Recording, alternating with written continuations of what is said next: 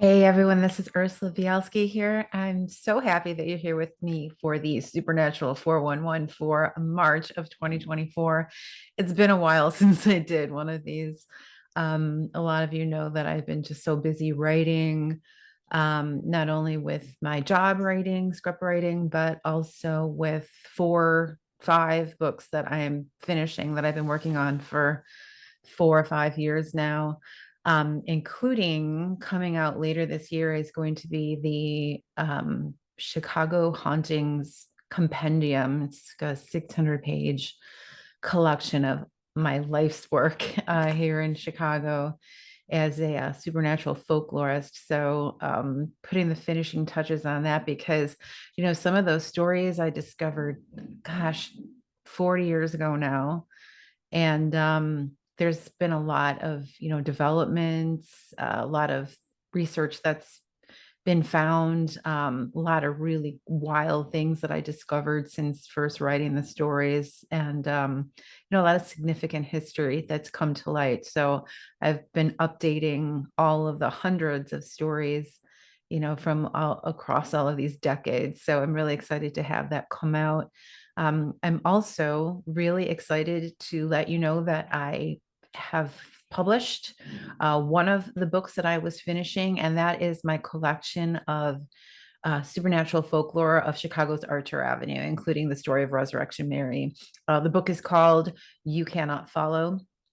And it is all of those wonderful stories from the so-called Archer Avenue Triangle area southwest of the city of Chicago.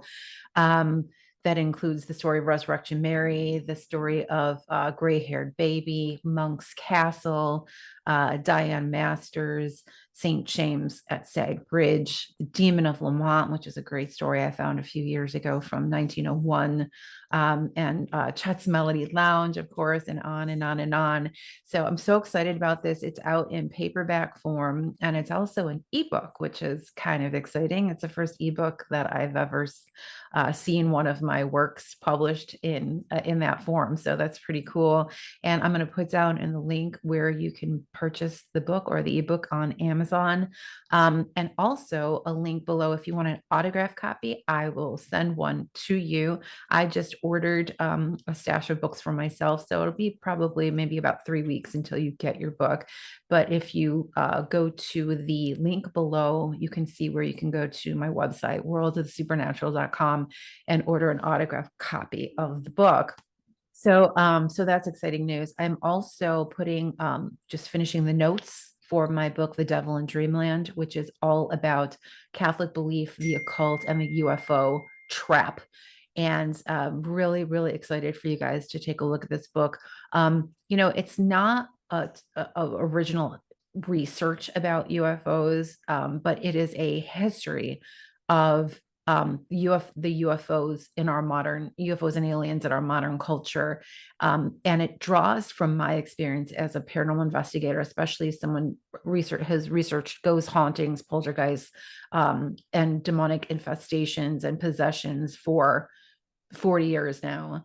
And I have found just a shocking number of commonalities in the history of UFOs and aliens, and the history and the things that I've experienced. The ways that these things act are identical in so many cases.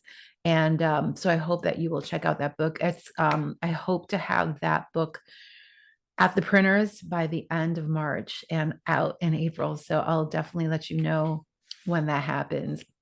And it's just really exciting. So I want to talk to you a little bit about also what's happening on the website this month, because the blog this month is a very, very, very, very long blog about the hauntings of ghosts and hauntings of Bachelors Grove here in Chicago, which is one of the most well-known so-called haunted sites in the world. And it's a place that I've done so much research into. One of the first places that I worked at when I was an assistant to parapsychologist Jim Horan back when I was an undergrad in the 80s. I helped with research that he was doing there that was published in an academic journal. I can't remember. I think it was Perceptual Motor Skills. But so yeah, it was a labor of love to write the book, and I have had a whole website called bachelorsgroveforever.com. And it's just too much for me to manage anymore with all of my writing projects and everything else, and personal things going on. So I wanted to put some of that information from the website into the blog in the ones that are going by. So I started with probably what you're most interested in, which is all the ghost stories that and paranormal experiences that people have reported at Bachelors Grove over the years. So I mean, this is a collection of hundreds and hundreds of stories, and the legends and the stories, the witnessed activity and everything else. So you'll find that in the link below on my Pray for Ghosts blog.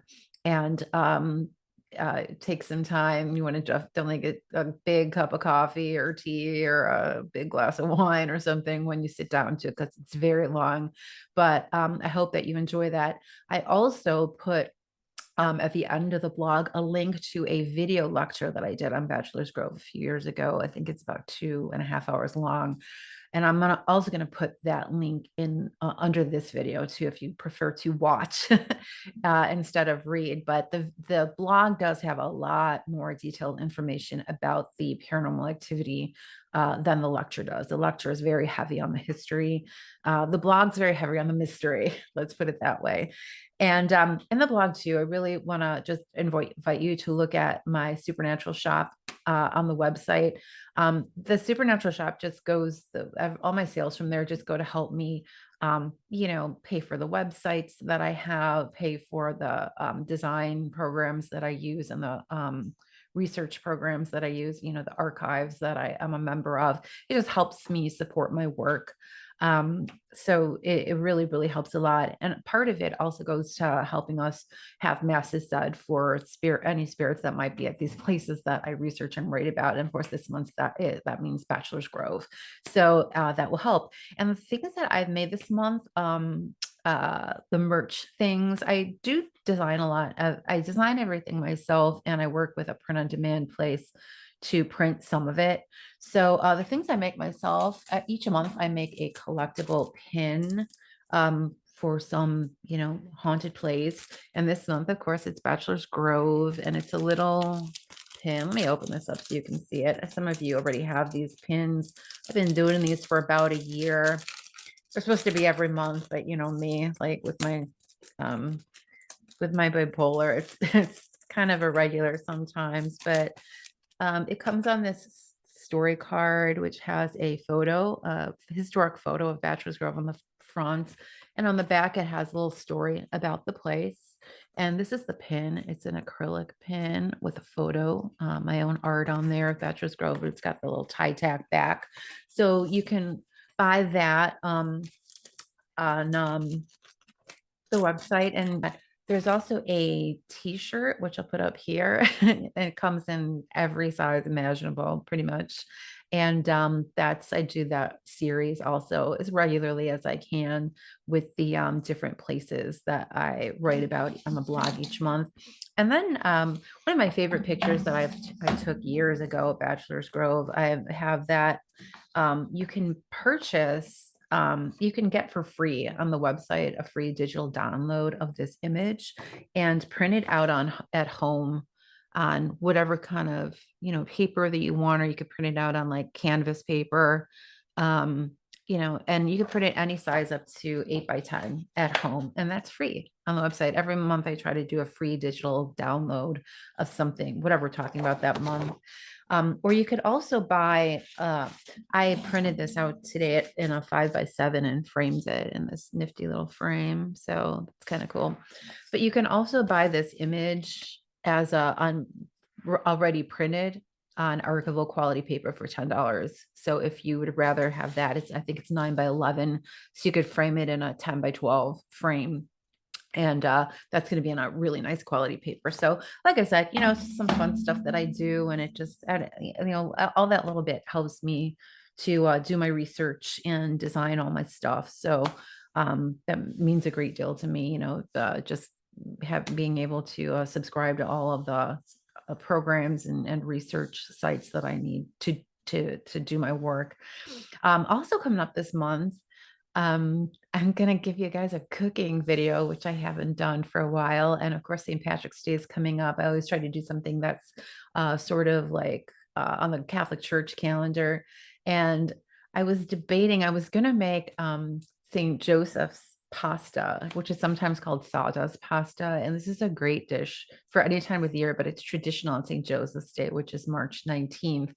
And it's this great pasta that's made with anchovies or sardines, olive oil, lemon juice, and you put breadcrumbs in. It looks like there's sawdust in it, and it's honoring Saint Joseph the Carpenter, of course. But my husband and I are on keto right now, so I'm not going to make that. But what I am going to make, we're going to have a one special meal this month, and that's going to be for St. Patrick's Day because my husband's Irish, and I'm going to make Guinness's special brown bread, which actually has Guinness in it. So that should be exciting. I haven't made it before. I make Irish soda bread all the time, Irish brown bread all the time, but I've never made the Guinness bread. So that should be fun. And then we're going to make some Irish Rubens with it too. So that video will be up next week on this channel. So make sure you subscribe and hit the notification bell so you get notified when I do that. Oh, and next week we're also going to have, I totally forgot, we're having Allison Jornlin on. She's a great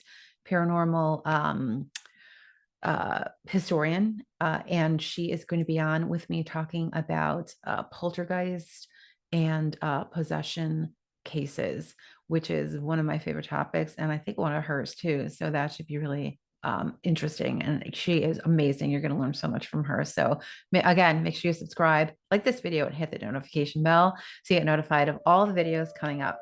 And until next time, I'm Ursula Bielski. Remember to pray for ghosts. Take care.